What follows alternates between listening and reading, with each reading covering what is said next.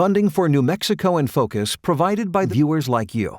This week on New Mexico in Focus, the path towards equity in the classroom. New Mexico's public education secretary responds to the Attorney General's push to take over the Yazzie Martinez case and explains the work his department has done in response to the ruling.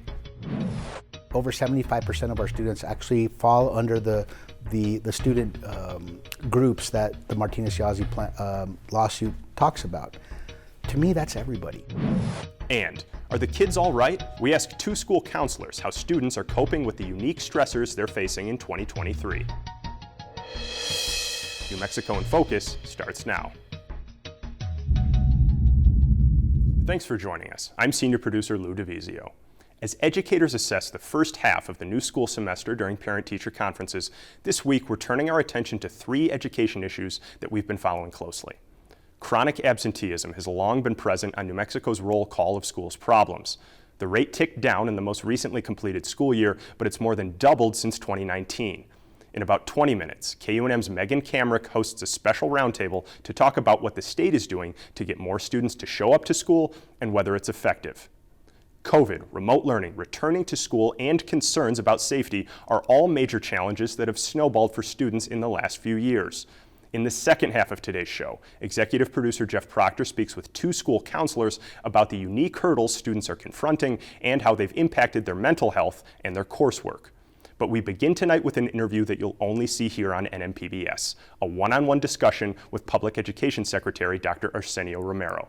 Last month, Attorney General Raul Torres came on our show to explain his interest in taking over litigation for the state in the Yazzie Martinez case, which mandated educational equity across New Mexico. Tonight, I asked Secretary Romero about PED's position on the Attorney General's desire to step in and what progress his department has made to create a more equitable learning environment for all students in our state. New Mexico Public Education Secretary Dr. Arsenio Romero, thank you so much for joining me here on New Mexico in Focus. Thank you, Lou. Thank you for having me here this morning. It's a beautiful morning, and I'm really happy to be here. Great. Now, when New Mexico In-Depth's Trip Jennings interviewed Attorney General Raul Torres in these same chairs 2 weeks ago, Torres told him in his words that it's clear that not enough progress has been made in the state's response to the Yazzie Martinez ruling. And he added that it's, quote, very far from meeting its constitutional obligations to educate all students. How would you respond to that assessment?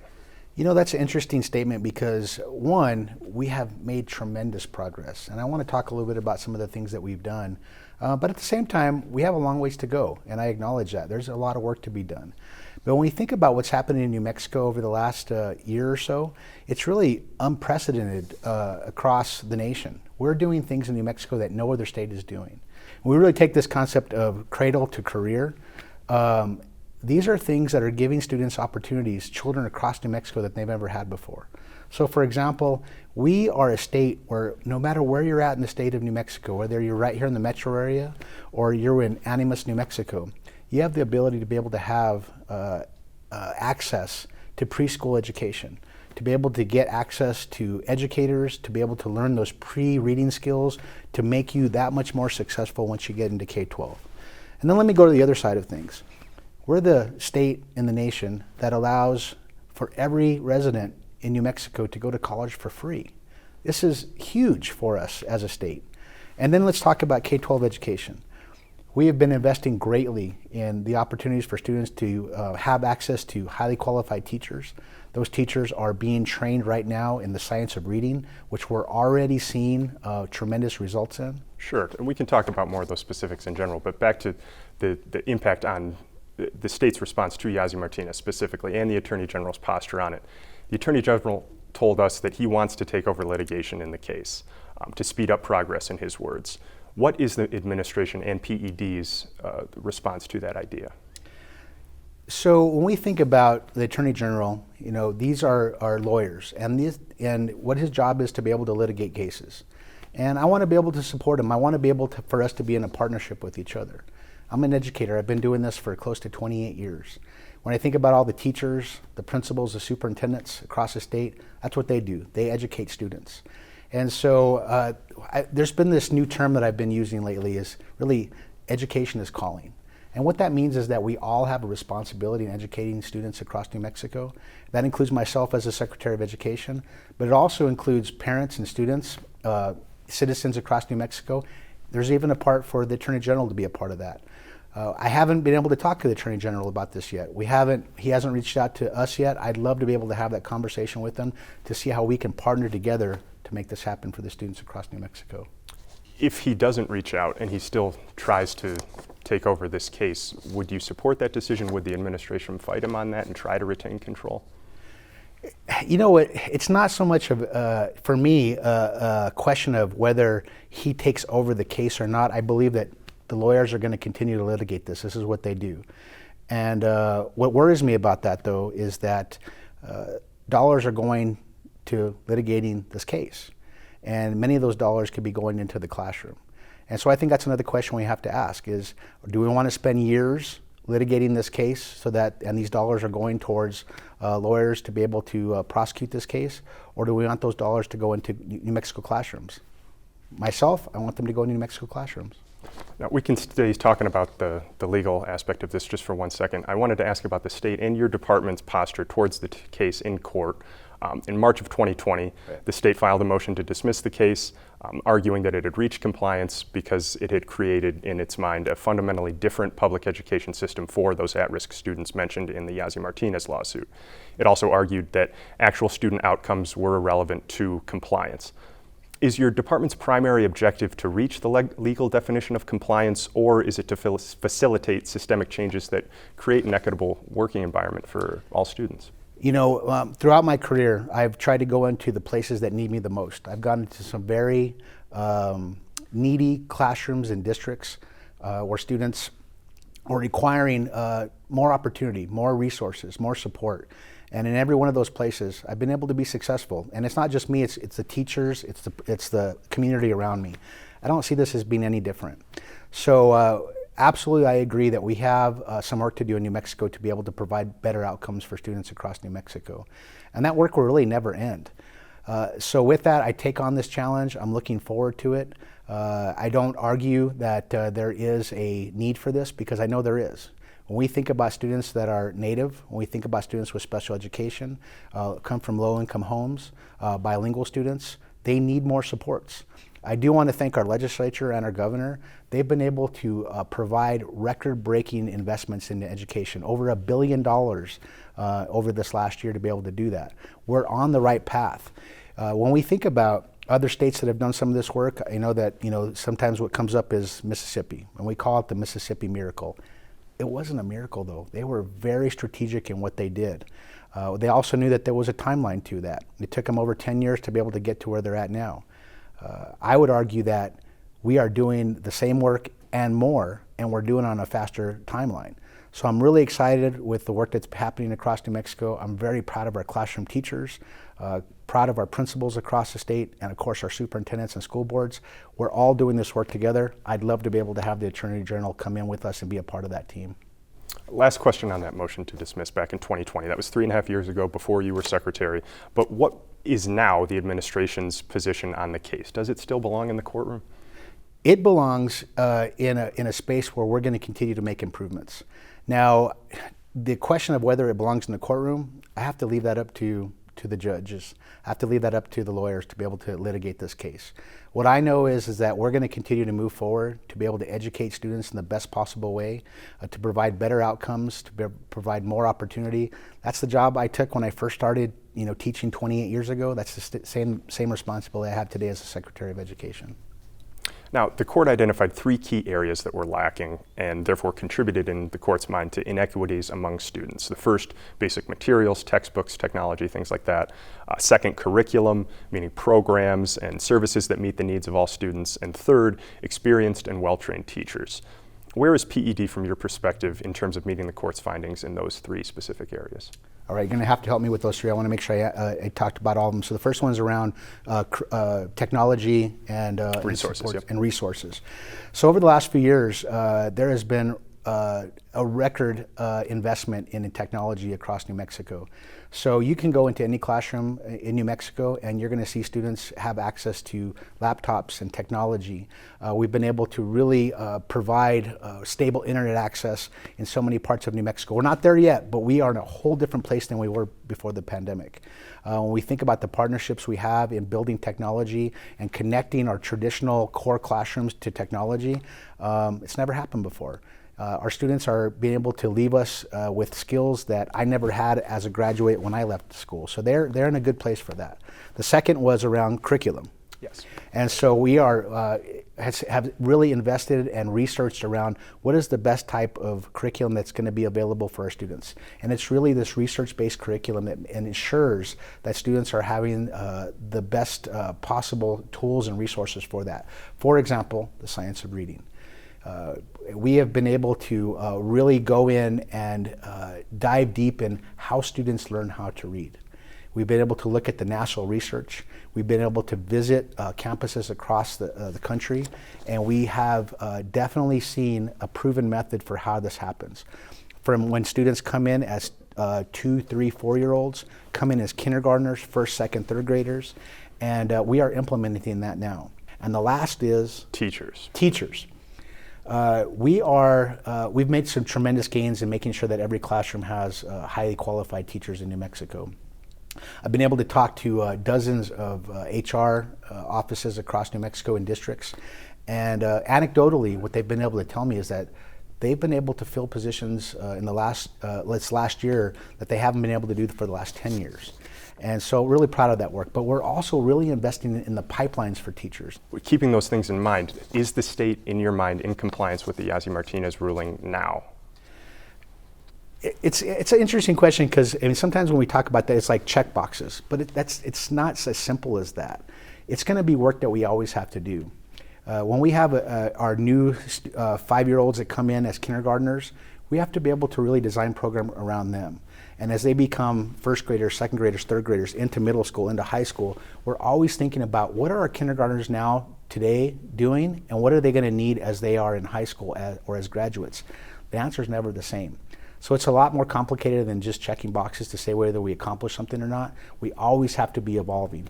And when I think back about what teaching was like when I first started, it is very different now. When I was a principal first starting out, it's very much different to being a principal today. Same thing with being a superintendent. So that answer to that question is going to be different every time you ask me. Have there been enough systemic changes, maybe I can phrase it a little differently, that will allow districts and teachers to adjust and improvise with those students now and give them that equitable education that is mandated in the court ruling? Absolutely. I mean, we have been really investing in this and really trying to evolve and adapt through dollars, the resources. So just a couple of those ideas around, this is a time where there's more time that students are able to spend with teachers than ever before. I want to thank the legislator for really increasing instructional time.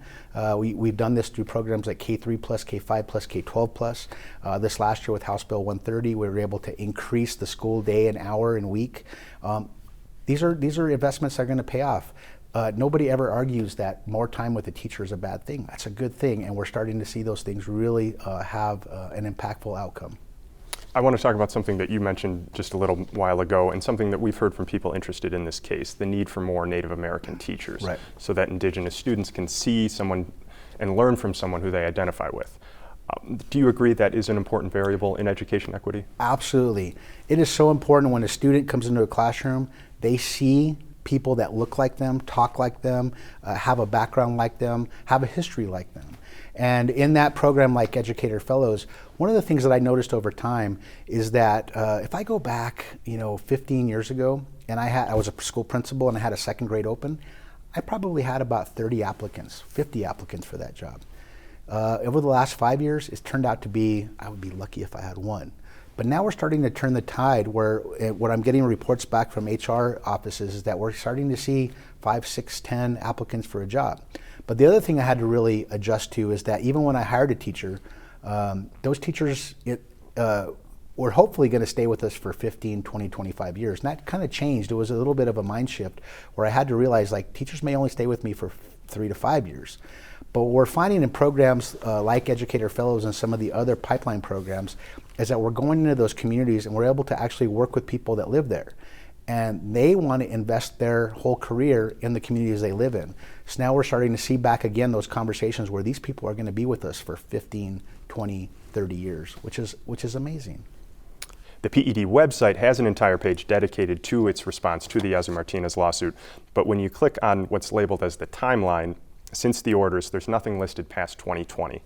Does your department have a concrete response timeline with specific goals? Absolutely. So, the Public Education Department did a lot of work to be able to create a plan around, supporting the requirements of Martinez-Yazzie. When I look at that now, we're talking about over 75% of our students actually fall under the student groups that the Martinez-Yazzie lawsuit talks about. To me, that's everybody. So as I move forward, I want to be able to improve outcomes, opportunities, educational environments for every student in New Mexico. So we are currently updating our strategic plan, which fits right into what the Martinez-Yazzie lawsuit is really requiring of us. But we're looking at it from a different lens. We're not doing this because the lawsuit says we have to do this. We're doing this because it's what's right for all students across New Mexico, all families across New Mexico. So I'm looking forward to sharing that with you soon. We're at the tail end of really these putting everything together. And it's really going to be able to allow us to be able to align not only at the Public Education Department, but all schools, all charters across New Mexico. We see the path forward together. When will that new delineated plan be available to the public? Soon, in the fall. I'd love to give you an exact date, but it's within the next few weeks or months or so. Okay. Now, when was the last time that the state's legal team met with the Yazzie Martinez plaintiffs, and what happened in that meeting? I'm not, so that's not my end of things. That is definitely something for the lawyers to continue to litigate and work through. My job is to make sure that we continue to educate students, to give them the best possible environments possible for learning. I try to keep up with that as much as I can, but that's not where I want to spend my energy. They're going to continue to litigate. I'm going to continue to educate. Now, respectfully, the lawyers do work for you, though. As Secretary of the Department, do you have any strategic meetings with them, or is that? Sure. Yeah, we update each other on a regular basis, and so through that, it's me really keeping informing them of some of the work that we're doing, some of the data that we have, and making sure that we continue to talk about outcomes that are happening, things that we're still struggling through to be able to get into place. And so it's a back and forth conversation we have with each other. Absolutely. Okay. How do you view your department's obligation to be transparent with the public, not just with the timeline, right, not just with accomplishments, but with the response plan and the work that is actively being done? Absolutely. I would say that's probably one of the main pillars I have, and it's part of the responsibility. I want to make sure that we are able to be transparent with every family across New Mexico. And so you've already started to be able to see some of that transparency happening as we are really updating all of our software, our data, and our reporting across the agency. We want to make sure that it's easy for parents to be able to see what's going on in their child's school, to be able to look at the data when it comes to the district, the school, and their individual child, and then be able to help them support and asking questions so they can build a relationship with their child's school, to be able to talk about what's happening there. We've been able to roll out Vistas. This is our new software system and data reporting system that we have, and it's going to continue to evolve. It's a brand new environment, and we're making improvements on it every single day. And in fact, this week is the 40th day of school. It's amazing, like already a fourth of the school year has already gone by. So this week is actually a big reporting week where we're able to look at so many different points of data that will allow us to be able to make decisions about what we do with the next quarter and the rest of the school year. Thank you. Public Education Secretary, Awesome. Dr. Arsenio Romero. Thanks so much. Lou, thank you so much for having me here today, and I'd love to be able to come back. We'll keep talking about updates in public education. Absolutely. Happy to have you. Thank you so much. Thank you. All right. I see little successes in students asking to go to a calming center instead of running out of the room or instead of ripping up paper. I see that as success that we can build on, that they're learning to regulate their behavior, so that they can be present to make up any academic deficits or social deficits. But I am very hopeful. Thanks again to State Public Education Secretary Dr. Arsenio Romero for that interview. Classrooms across New Mexico are seeing more and more empty desks, and the recent drop in enrollment isn't the only reason.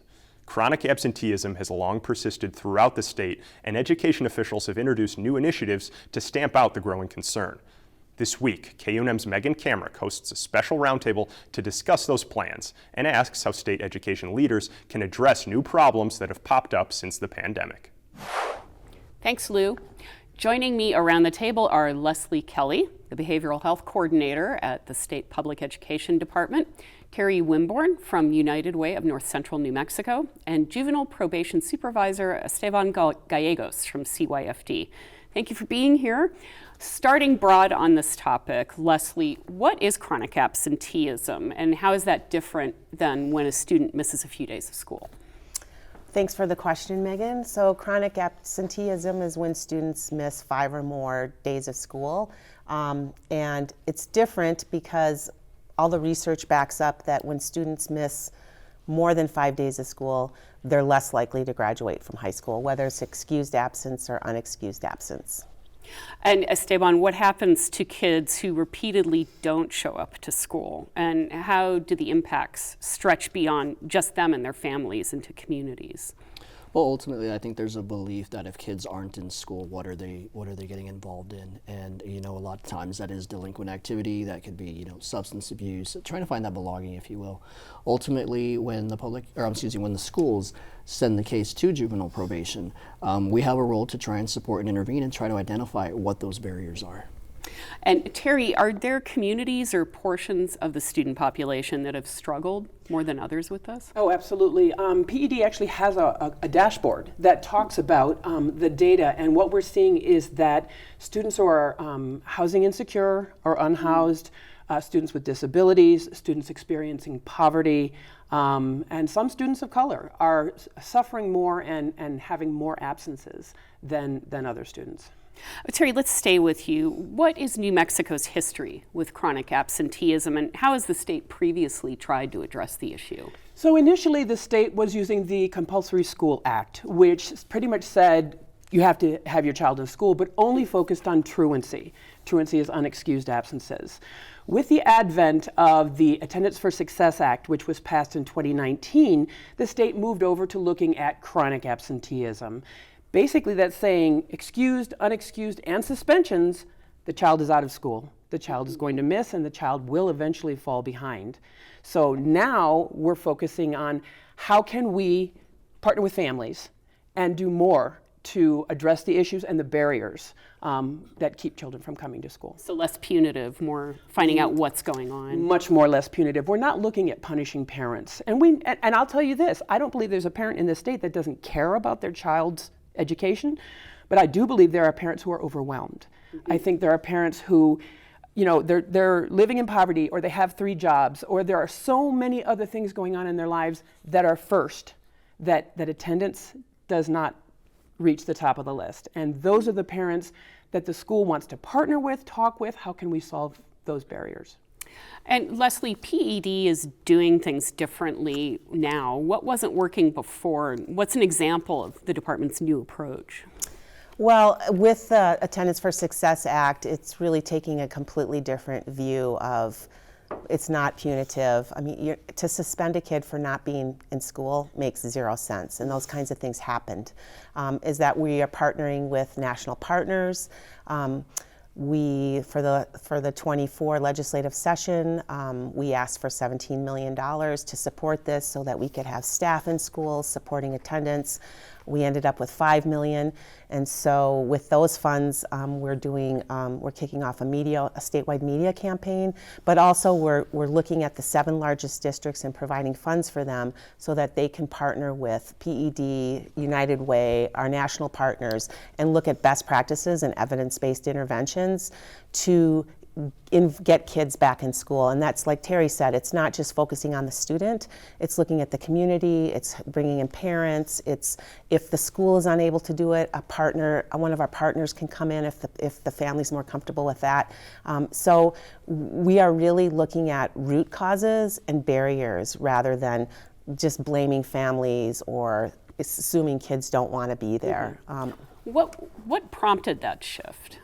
Well, I think the pandemic was huge and a lot of prompts. Although this was passed before the pandemic, right? And so it passed right before the pandemic, and so there wasn't a lot to be done because there wasn't a lot of funding, to be honest with you.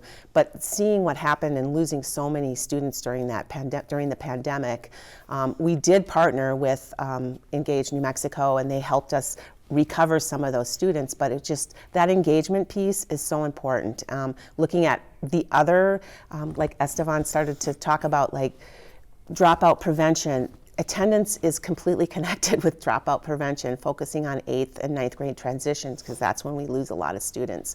So I think that seeing what disengagement from school did, it just supported our goals of really re-engaging and the importance of engagement. Mm-hmm. And what do the numbers look like now? I mean, have the changes worked? There has been an improvement. It's incremental. It's not going to change overnight, but we have seen there is improvement from the pandemic to now. And we have goals to improve every single year, and we're pretty certain that can happen. Some of the work that's being done in individual districts, they've already seen great gains in attendance, reduction in suspensions and expulsions, and retaining our 9th graders is what we really want to do. So. Mm-hmm. And are private schools also worried about absenteeism? Are they doing anything different in terms of engagement or discipline? I'm not aware of that, and maybe Terry can speak to that, but I'm not aware of private schools needing to partner with us in this way. Well, so the Attendance for Success Act does cover private schools, and it does require private schools, charter schools, public schools, all to adhere to the law. I will tell you, so United Way has been working on attendance since 2015, and we've been offering conferences for school-based attendance teams since 2017. In 2020, we started partnering with the Public Education Department on these conferences and went statewide. And what we do is we offer to school-based attendance teams the opportunity to learn more, to get professional development, to figure out what needs to happen. And we have private schools, public schools, and charter schools all attend these conferences. This past September, our conference had 400 attendees from around the state. And we know that this work is extremely important. And our group, United Way, facilitates a group made up of interested community members who want to make sure that attendance succeeds in this state. I imagine that's helpful for people to just share our best practices. Oh, this absolutely. is what works for us. And in fact, that's what schools asked us early on. Please, I don't care what happens in Baltimore or what works in Baltimore, what works in New Mexico. And so we've been really lucky that I've seen wonderful things happening in this state. Schools are doing fabulous things, and so we ask them, come and present to other schools, and they do. And it's just phenomenal.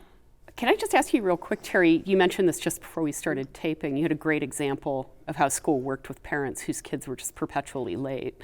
I did. So there was a school, it's an APS elementary school, and the parents were very young, and the boys were going to bed very, very late because the parents really didn't understand about sleep needs for children. And the school brought them in and just had a conversation with them. They weren't judgmental.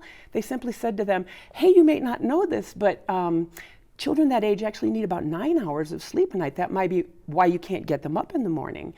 And so they talked out with the parents. What are some options? What can we do?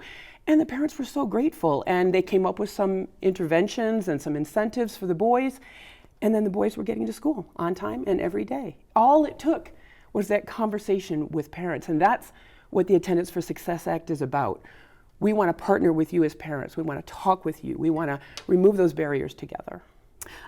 As you mentioned, in 2019, the governor signed the Attendance for Success Act, Bill 236. It created new data collection methods. It's meant to prevent absences and provide early intervention and specialized support systems. Estevan, what changes did that new law mandate, particularly from the juvenile probation perspective? So one of the significant changes that it required was that the interventions that are attempted by the schools now need to be documented and sent as part of the packet that goes to juvenile probation. Once we get the referral, that gives us a little bit more of an understanding what's been tried already, what maybe hasn't been considered. Ultimately, juvenile probation's role when it comes to these types of referrals is for us to do, to quote the statute, to do an investigation to determine whether the child is considered to be a neglected child or a child considered in a family in need of services. And again, that's the role that we take, and that's why we need all of that information, not just simply how many days they've missed. We need what's been tried. What has the family's responses been to the phone calls, to the meetings that have been set up? Have there been referrals to community-based services? Different agencies that have helped in. What is their response been? So that gives us a better understanding of how to proceed with that case. Gives you some context, what's Absolutely. going on. Absolutely.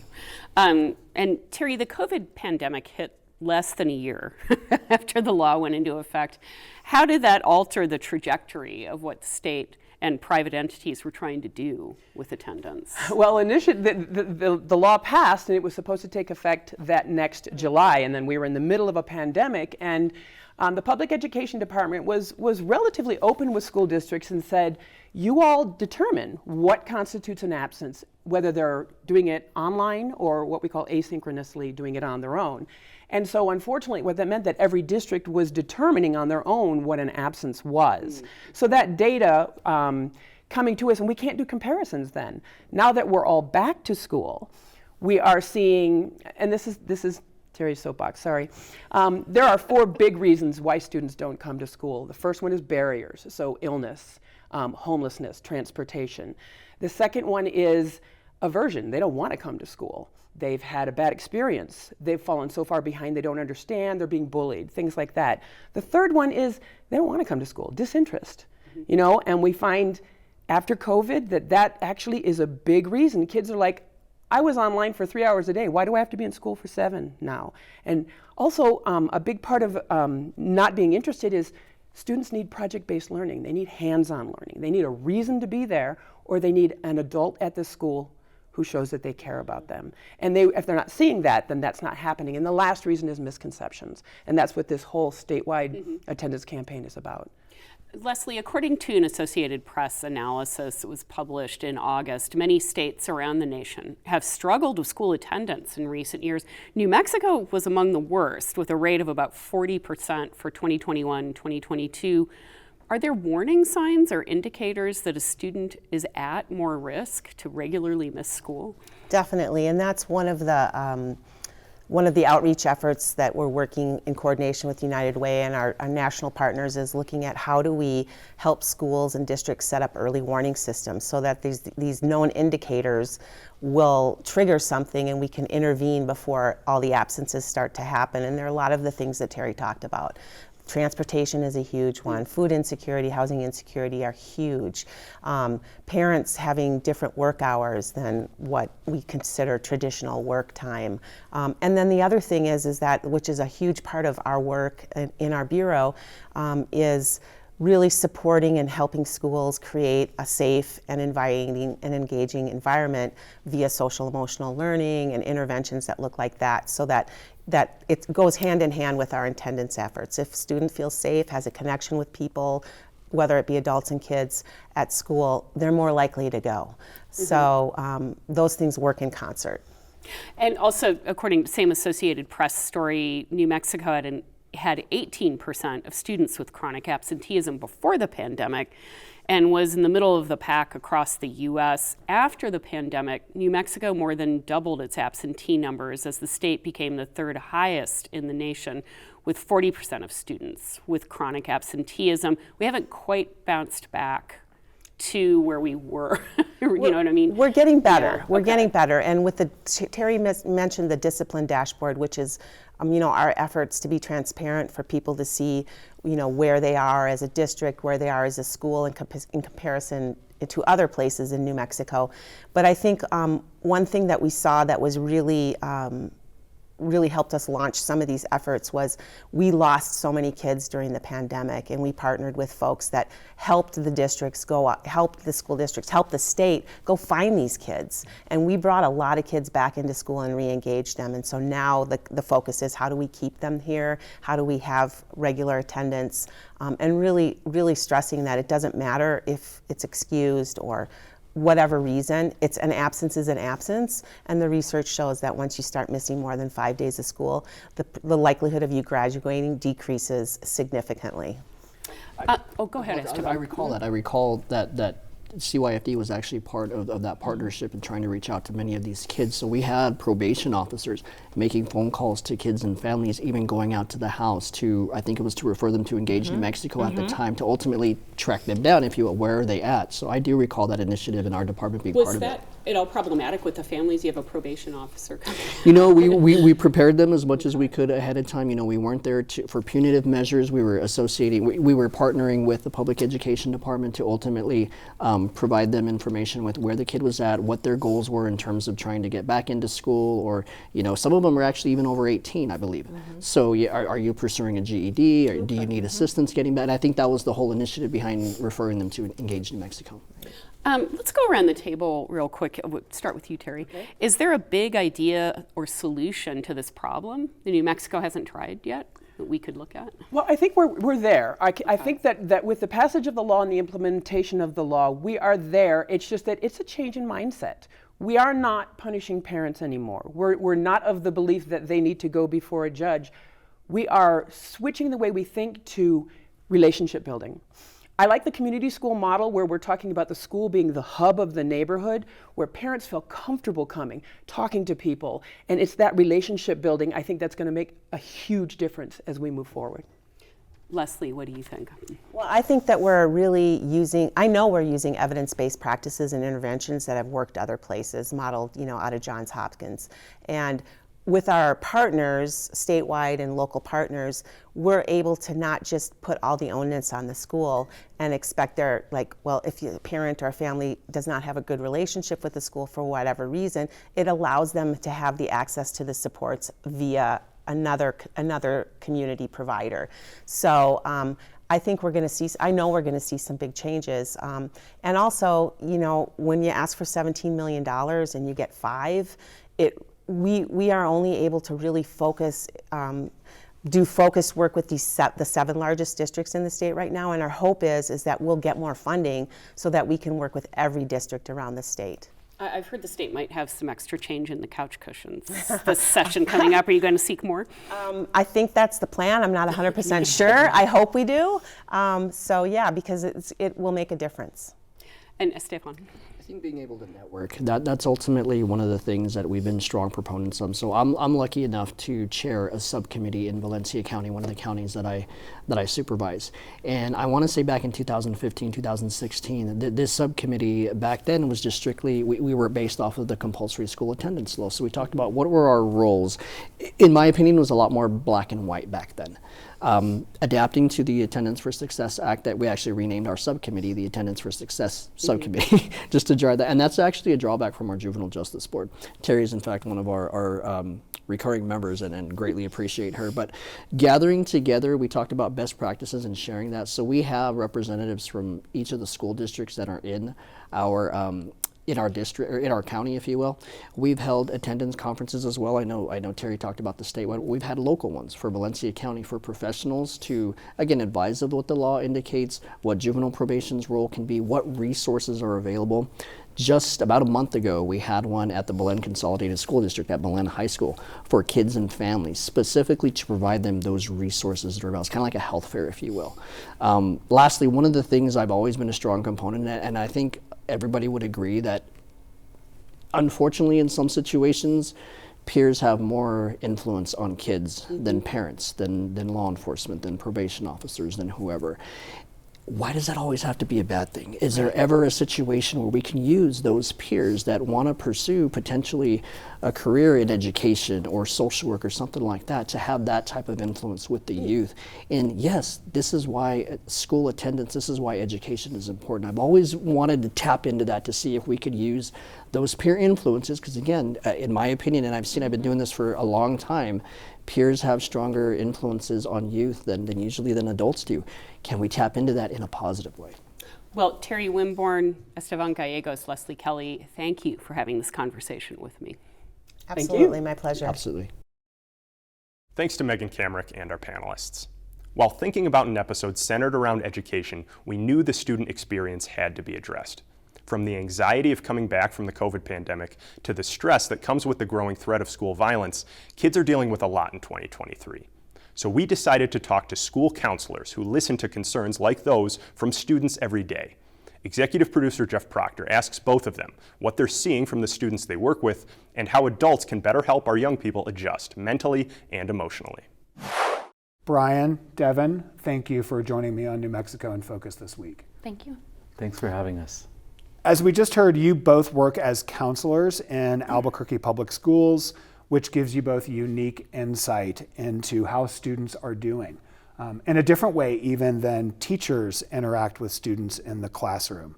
I'm not a parent, but I am close with a lot of middle and high school age kids, and they have described over the course of the past few years some real difficulties that they have faced. So Brian, I would like to start with you with the big question. Are the kids all right? Are the kids all right? That's a big question, like you said. For the most part, we're trying to get them to that space, but in all honesty, many of them are not. They're struggling, many of them. A large majority of them are. Can you describe sort of the patterns or the themes that you're seeing in that struggle? What has sort of underpinned the struggle that you're seeing? Well, I think since the pandemic, we've seen an increase in problems with absenteeism and a lot more substance abuse in the school. Students just have a rough time getting to school in general a lot of the time. And if they had struggles before the pandemic, we've seen the struggles increase. So we're also seeing academic deficiencies as a result. So combined, we're just seeing a hodgepodge of large stuff they have to deal with. Yeah, issues, big issues. Devin, I know you work at a smaller school as a counselor. What are some of the things, the unique challenges that you've seen with some of the students who come to you for help? Well, I'm at an elementary level, so there's sometimes with the younger students, there's an undercurrent of hope even because they are younger and they have a lot of time to make things up and persevere. But since the pandemic, I've noticed a lot of social challenges, interacting with their peers in a way that's healthy, academic challenges for sure, which impact how they interact with their peers and how they are at school. So yes, I think the big question, the kids can be all right, but we need to all work together, and we are. I think educators, community, families, we all need to come together to kind of push them up towards all right. But right now we have many struggling kids.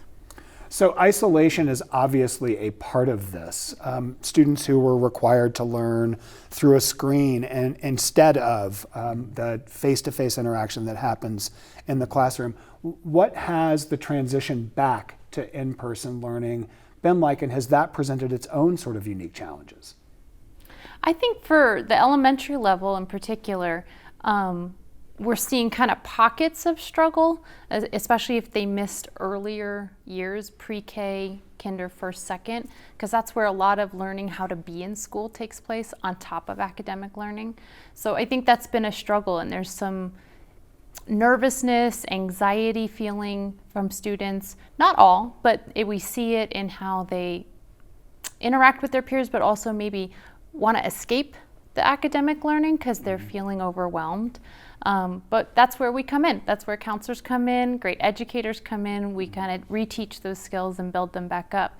But I do see it with those younger kids as they move up, that there was a deficit when they were behind the screen or not able to interact on playground or preschool or any place like that. Brian, that's sort of the idea of social emotional learning, right? Which is different from what we're learning in classrooms, right? School is supposed to be something that's more than ABCs and 1 + 1 = 2. How do you help a student with that social emotional learning that they've maybe lost a little bit of that skill when they're trying to come back? Definitely, we are noticing that students have lost some of those social emotional skills just in relating with one another, how to engage with teachers and other adults on campus. So we're seeing it just in all different areas in the school. And so what we try to do is we try to engage classrooms and small groups and even large groups in terms of like targeting how to treat one another, how to be safe online, how to function in school, because the pandemic has definitely affected kids in terms of just general school processes. You know, just coming to school every day, teaching the importance of being present every day. So it's an ongoing process, and at my particular school, I work at Highland High School, we have a theme every month, and we try to always include a social emotional theme. This month is Suicide Prevention Month, so we are doing that work this month, but we also try to talk about healthy relationships with students and how to be a partner to a friend or a romantic partner, or just be a positive family member and student. So we're reteaching those basic behaviors that students used to have by the time they reached 9th grade. So we're having to do some more teaching and definitely review with the whole student population, really. How do the students respond to those themes? That sounds like I was a bit of a problem child in school. That would have been something that I might have thought like, oh goodness, I don't want to deal with that. How do they respond generally? You know, it's surprising that teenagers are now talking more about mental health. And I think social media might be a positive thing about social media, because it's more apparent and it's out in the public now, all over social media. And I think students are aware of what it is to not feel well. And we're trying to get the message across to students that it's okay to not be okay. And they're taking that in kind of nicely and in a relaxed fashion. And I have noticed that since the pandemic, students are listening more intently regarding mental health issues. And there's an acceptability around it. Yes. To say I'm not okay, or to have those conversations. I think that's really starting to be more apparent. Right, there's a lot less stigma, I'm saying. And even we used to have to almost beg students at the high school level to get into therapy, because we do work with therapists on our campus. Many of our schools have community mental health professionals who are counselors and therapists who students can see. And now students are actually asking for help, which is nice, and they're receiving it a lot of the time. So it's positive. I feel like we think of vulnerability sometimes in this context as like an invitation for kids to get hurt. But the idea of vulnerability as being able to concede or admit or say without shame or stigma that I'm not okay, how do you see that with younger kids, and how do you encourage that kind of vulnerability? So I think much is in the same way you do. I mean, I do classroom lessons, I do small groups, I work with students individually, but I do hear it, that the vulnerability isn't necessarily a bad thing.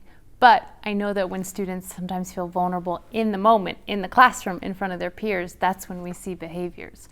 So I think making sure that we use the language, continue to make it acceptable, and so that they have the tools to speak up and say, I'm not doing okay, or I need help today, that's okay for them to say, and they don't feel shamed or bothered by it. You mentioned the theme at Highland for this month is Suicide Prevention Month. We can't have this conversation without talking about violence in schools. When I was a student in elementary school and high school, it would have been incredibly rare, almost unimaginable, to think about a student bringing a gun to school, let alone using it on his classmates or teachers. That is a reality, unfortunately, that we are faced with all the time, and we have seen in our schools here. How, as a school counselor, do you work through that kind of reality with somebody who comes to you and wants to talk to you about it? So first, we just always listen to each student with their concerns, and we definitely know that they are dealing with that fear. It's just like this generalized fear that students are carrying with them, and it's even evident by like little twitches they have. Some students have a hard time just sitting still, and their leg is always shaking, or they're needing to have some kind of stimulation. And then we just sort of like maybe dig a little deeper with students and try to get to the bottom of that fear. And oftentimes they are afraid, you know, of the violence that's happening in the community and at school, because we never know what's going to happen, right? And we hear about school shootings all the time, and there are more guns out there and that are readily available, and students know what's going on. They really do, especially at the high school level. So there is that low level of fear that's just constantly present, but we try to process it with each student that needs to talk about it. And really, they all need to talk about it because they're all dealing with it on some level. It's a horrible thing to have to adapt to. I can't imagine what that must be like. And I would imagine you don't deal with that quite as much with younger kids, but surely they're aware of some of what's going on too. And they are, and then different students have different levels of access to the news and what their families talk about. And I think I notice it more when we do drills or fire drills, or if something unexpected happens, you feel an uptick of the nervous energy in the room of, is this something serious or is everything okay? But I think that's why we practice it. That's why we unfortunately have to, so that we can do those things smoothly. But they definitely hear it, they deal with it, and there are times when it's overwhelming for them, and that's when we listen, we process it with them, and we try to make them realize, help them realize that they're safe. That they've got lots of adults around them who care, and will do their best to keep them safe. So unfortunately, not many kids watch our show, but a lot of their parents, and in some cases grandparents, do watch our show. So what about the kid who is doing the best they can in school, but has some of those outside stressors at home, whether it's a family member who's dealing with a behavioral health issue, a substance use disorder, homelessness? I recently read a story in the Journal about the large number of homeless students in APS. How can all adults, not just parents, but all of us, listen better to kids and find ways to meet them where they are? I think the key is being open to listening and hearing them where they're at. Depending on how old they are, the language might be different, but making those times to sit with them, to really listen to them, to ask questions, and be prepared to hear what they have to say. It really does take everyone being on board and being willing, a grandparent, a parent, reaching out to the people in their students' lives, the counselors, the teacher, to say, hey, this is happening. Can we get some support from the school? Can we get some support from the school counselor? Because we hear what we can hear, but we rely on the adults in their lives reaching out so that we can bridge through home and school and be the best support we can. Brian, are there other strategies for those of us who are not school-age kids anymore to be there for kids and to help them kind of get through these really challenging times? Well, I think I'm just going to piggyback off Devin, and what she said is just right on. Just be available to hear what students are saying. And it's okay to ask the rough questions. Mm-hmm. It's okay to ask the deep, deep questions too, like, are you doing okay mentally? Are you doing okay emotionally? Are you having thoughts of hurting yourself or others? Those are difficult questions to ask, but studies have shown that just by asking those questions can prevent many tragedies. So I would encourage people just to ask the deep questions if you're concerned or worried. And even if you're not concerned about a student, kids and teens can really cover up their mental health issues. So it's good to dig a little deeper and ask the question a couple times, not just once. Because oftentimes their common response is, I'm doing good, I'm fine. Are you really fine? Because I'm not feeling that you're fine. So it's okay to dig a little deeper. The follow-up question. And try not to be too judgmental, like Devin said. Just be ready to be open and affirming to what students are bringing to you, because it's a different age and we're all progressing and growing, but they are dealing with just many, many deep issues. And perhaps even like piggybacking off of what they're watching, what they're seeing, and use that as an opportunity. Like, oh, that character's going through that. Have you ever dealt with that? Or do you have friends that are going through this? Just to use it as an opener for the bigger conversation and let them be comfortable to answer. I feel like this has been a conversation filled with difficult questions. I would love to end on a note of hope and optimism. Without obviously revealing any personal identifiers or a specific kid, Devin, can you think of some stories or themes and resilience that you've seen from the students that you've worked with over the course of these really challenging past couple of years? Well, as you asked that question, I find myself smiling because I do have hope. I care so deeply for my students, and I see little successes every day.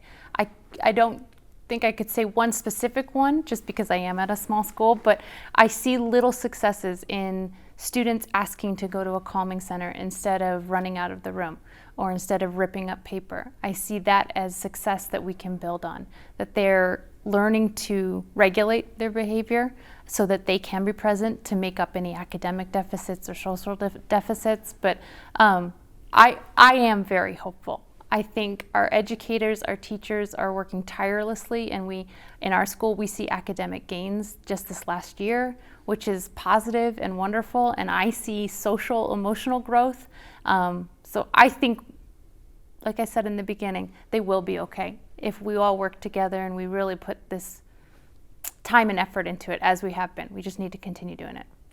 Brian, what are the kids at Highland doing to be okay? What are some of the cool things that you've seen in the face of all of this? Well, at Highland, we're really proud because our graduation rate has been increasing over the past 5 to 7 years, which is really good. And we're just seeing a lot of resilience in our area, being that we're in the international district. There's a lot that happens in the international district, and not all of it is negative, but some of it is, and our kids are just showing just a tremendous amount of resilience just by making it to school. Yes. And graduating in 4 years. Not all graduate in 4 years, but we try to encourage students, it's important to graduate. If it takes 5, that's fine. So we work with students who are not on track, but many of our students are getting back on track, and they're doing the hard work of taking extra classes in the evening and in the summer and making it to graduation. So it's not all of them, but a large majority of them are, and so we're happy about that. Brian, Devin, thanks for coming, and thanks for ending with the hope. Thank you. Thanks for having us. Thanks to Jeff and to all of our guests for making time to come in and speak with us. We end tonight with problems we've discussed before on this show inside the state's Developmental Disabilities Waiver Program. A new report shows a surge in cases of abuse, neglect, and exploitation during the 2023 fiscal year. The report cites 777 incidents, marking a threefold increase compared to the previous year. The spike was revealed through in-person wellness checks following a fatal incident involving the alleged torture and subsequent death of a developmentally disabled woman, Mary Malero, at the U.S.-Mexico border. According to State Representative Liz Thompson of Albuquerque, officials had received multiple complaints involving Malero's care between 2016 and 2023. As for the rest of those cases, the 777 cases, the majority were linked to neglect, with 90 involving exploitation and 63 reported as cases of abuse. The director of the Developmental Disability Support Division says the state is committed to conducting 2 wellness checks per year for all program participants. That's after previously promising just 1. We'll continue to follow this issue heading into this year's legislative session. If you're interested in learning more, check out our roundtable discussion from April on previously documented issues among developmental disability providers. You can find that on the New Mexico in Focus YouTube page. Thanks for watching. We'll see you next week.